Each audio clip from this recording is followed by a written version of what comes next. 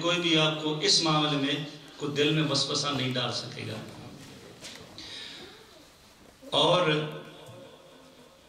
اس سے پہلے امام ربانی مجدد ثانی شیخ احمد سرندی رحمۃ اللہ تعالی علیہ نے اس کو مکتوبات شریف میں لکھا. یہ بھی آپ کے لیے نئی چیز ہوگی.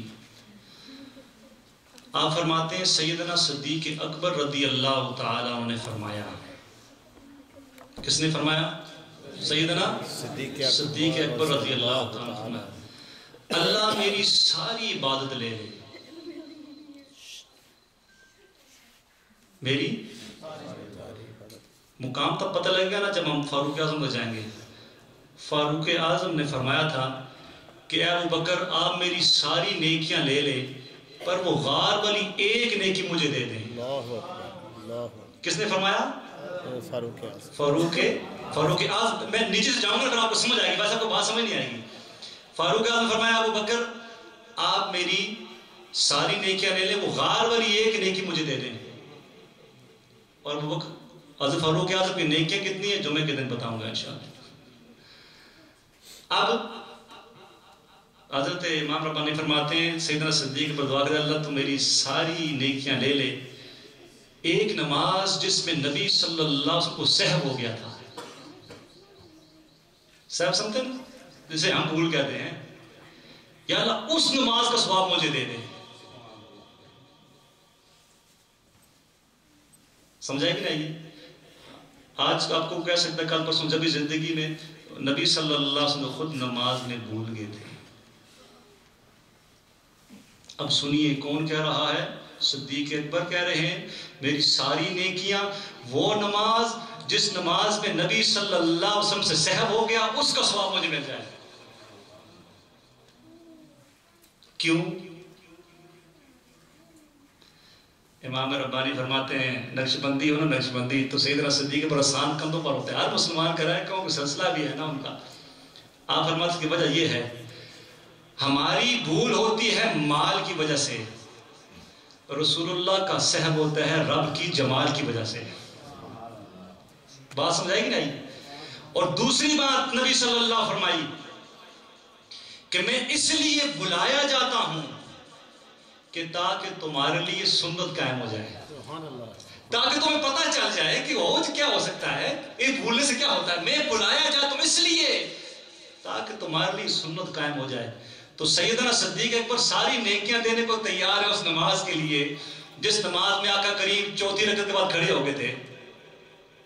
تو اس کا مطلب اس نماز میں سہو جو ہوا تھا تو اس سہو کیوں ہوا؟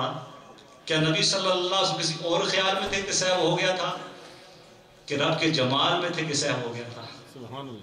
حضوری میں تھے، وہ قرب ملا تھا اس وقت کہ نماز کی رکعت نہیں پتہ چلی. لیکن پھر بھی سیدنا صدیق اکبر سارے زندگی کی عبادت دینے کو تیار ہے صرف اس ایک نماز کے ثواب کے لیے. تو یہ میں حضرت امام ربانی کا نقطہ جو پیش کرنا یہاں پہ تھا کہ آقا کریم رؤوف الرحیم صلی اللہ کو سیب آپ لوگ کہتے وہ تو خود بھول گئے تھے. بعض اوقات ہوتے ہیں نا وہ تو خود دعا کرتے ہیں کہ یا مقلب القلوب ثبت قلبی علی دینک، اے دلوں کو پھیرنے والے کہ میرے دل کو دین اسلام پر رکھ. تو کوئی کوشچن کر سکتا ہے نبی صلی اللہ علیہ وسلم کو تو اپنے دل کی فکر تھی، وسوسے ڈالتے ہوئے من الجنۃ والناس دیر نہیں لگتی، ناس میں سے بھی ہیں، وہ تو اپنے لیے دعا کر رہے تھے کہ مجھے یا اللہ سیدھے میرا قلب سیدھا دین پر رکھ، اس کو پھیرنا. تو اب اس کو نہیں پتا کہ جب یہ روایت ہوئی تھی نبی صلی اللہ علیہ وسلم نے یہ دعا کی، صحابہ سامنے موجود ہیں. صحابہ نے عرض کی یا رسول اللہ کیا آپ کو ڈر ہے کہ ہم تو ایمان لے آئیں کہ ہمارے دل خراب ہو جائیں گے؟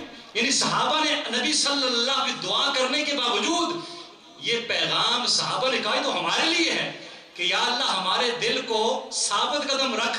کس پر؟ اے دلوں کو پھیرنے والے دین پر ثابت قدم رکھ.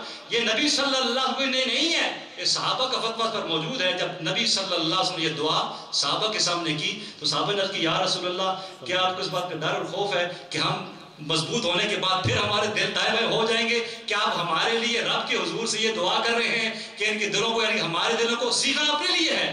لیکن صحابہ کے لیے صحابہ نے کہا تو ہمارے لیے آپ نے دعا کی ہے. تو کوئی یہ آنے کہ نبی بھی توبہ کر دیتے، روایت بخاری شریف کے لے کر آئے گا دن کو 70 مرتبہ توبہ کر دیتے. آج کا جوان سمجھے گا وہ گناہ ہوتے ہیں تو توبہ ہوتی ہے نا، ہم تو یہ سمجھتے ہیں گناہ ہوتے تو توبہ ہوتی ہے. تو اس کا وسوسے کا کاٹ کون کرے گا؟ اس وسوسے کا کاٹ انشاءاللہ مسجد گلزار مدینہ کا فیضان کرے گا انشاءاللہ عز و جل، اگر آپ آتے رہیں گے، اس میں مہکتے رہیں گے اور ہم کو بھی مہکاتے رہیں گے۔ آپ آتے رہیے، مہکتے مہکاتے رہیے، تاکہ یہ جگہ بھی آباد رہے اور آگے ہم بڑھتے رہیں۔ شجرہ پاک انشاءاللہ ہمارے پاس 8 منٹ ہیں، اور شجرہ نقش بندیہ انشاءاللہ پیش کیا جاتا ہے سوائے جب 11ویں شریف کی محفل ہوتی ہے۔ اور اس سلسلہ کو کیونکہ سیدنا صدیق اکبر سے فیضان ہے، آقا کریم رؤوف الرحیم صلی اللہ علیہ وسلم کے بعد اس سلسلے میں سیدنا صدیق اکبر ہیں، اور اس کے بعد سلمان فارسی ہیں۔ میں بعض کا زیادہ اپنے سلسلے کی اس لیے بھی تعریف نہیں کرتا، میں ڈرتا ہوں بہت سی تعریفیں کرتے ہوئے اور بہت سی دعائیں مانگتے بھی ڈرتا ہوں، لوگ کہیں گے جی بس اور کسی سلسلے کو یہ سمجھتے کیوں نہیں، آپ اپنے سلسلے کی تعریفیں کرتے ہیں۔ ہر سلسلہ نور علی نور ہے، اس کی اپنی جداگانہ شان ہے۔ سلسلہ نقش بندیہ میں جو ایک کوالٹی ہے وہ یہ ہے کہ یہ اس کے نبی صلی اللہ علیہ وسلم کے بعد سیدنا صدیق اکبر تک اس کا خزان چلتا ہے۔ دوسری کوالٹی یہ واحد سلسلہ جس میں 2 صحابہ ہیں، یعنی سیدنا صدیق اکبر کے بعد سیدنا سلمان فارسی ہیں اس سلسلے میں۔ سلسلہ نقش بندیہ یہ واحد سلسلہ ہے، اور حضرت بایزید بستامی رحمۃ اللہ جن کا نام تیفور تھا، میں نے پچھلی دفعہ بتایا تھا، ان تک اس سلسلے کو سلسلہ صدیقیہ کہتے تھے۔ کیوں؟ سیدنا صدیق اکبر کے فیضان میں سلسلہ صدیقیہ۔ اس کے بعد سے لے کر حضرت خواجہ عبد الخالق اجودانی رحمۃ اللہ تعالی علیہ تک اس کو سلسلہ تیفوریہ کہتے تھے۔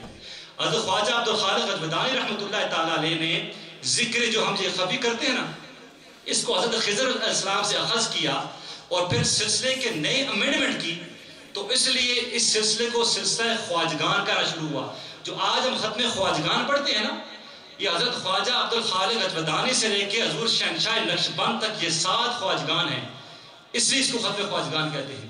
اور اس کے بعد سے لے کر حضور شہنشاہ نقشبند تک اس کو سلسلہ خواجگان کہا گیا۔